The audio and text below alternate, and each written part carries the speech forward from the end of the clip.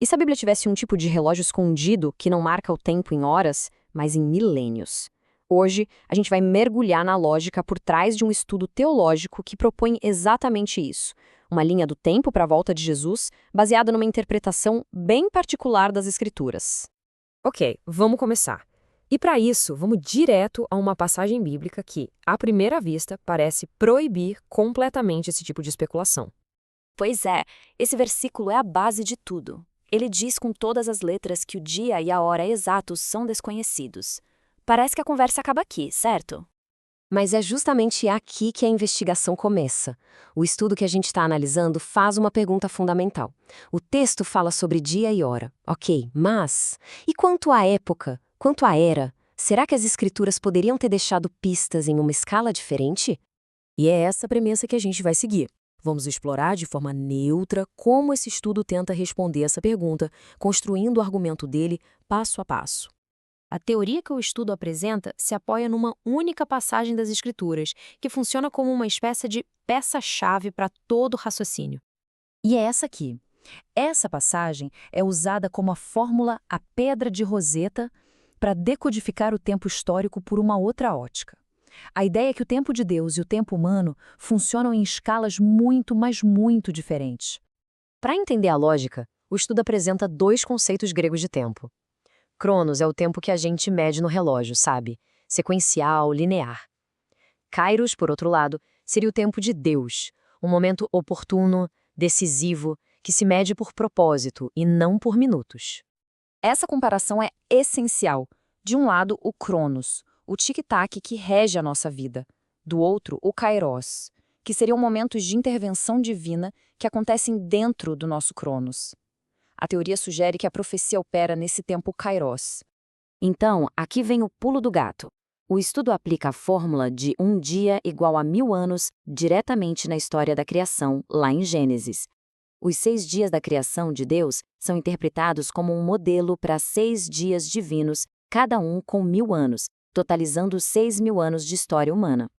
Certo, mas como o estudo chega nesses 6.000 anos de história? Vamos avançar para ver como essa linha do tempo é construída. O primeiro grande bloco de tempo, de acordo com a análise do estudo, cobre aproximadamente 4.000 anos. Esse período vai da criação de Adão até a vinda de Jesus.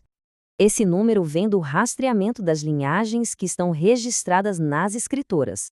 E mesmo que existam debates sobre possíveis falhas nessas genealogias, o estudo usa esse valor como uma base sólida para o período do Antigo Testamento.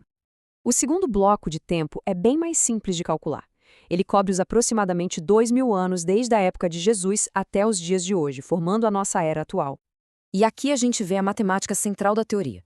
Somando os 4.000 anos antes de Cristo com os 2.000 anos depois, chegamos ao total de 6.000 anos. Ou, naquela escala profética proposta, os 6 dias divinos. Essa linha do tempo ajuda a visualizar o período todo, de Adão a Jesus, 4 dias. Da era da Igreja até hoje, mais 2 dias. A implicação, segundo essa lógica, é que nós estaríamos bem no finalzinho do 6º dia. Mas o estudo não para por aí. Ele tenta reforçar seu argumento conectando essa linha do tempo de 6.000 anos a outras grandes profecias bíblicas, procurando um padrão que se repita. A primeira conexão é com a profecia do livro de Daniel, uma estátua que representa uma sucessão de impérios mundiais, começando com a Babilônia e terminando com um estado final frágil, dividido, os pés de ferro e barro. É nesse ponto que uma pedra divina destrói a estátua e estabelece um reino eterno. A segunda conexão é a complexa profecia das 70 semanas de Daniel.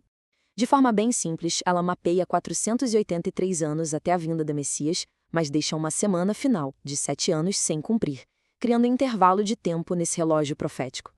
E é aqui que tudo se conecta. Segundo a interpretação do estudo, essa lacuna profética é justamente a nossa era atual de 2.000 anos. Isso posiciona o nosso tempo como um período de espera entre dois grandes eventos proféticos. Juntando todas essas peças, a escala de 1.000 anos, a linha do tempo de 6.000 anos e as profecias de Daniel, o estudo chega à sua conclusão final.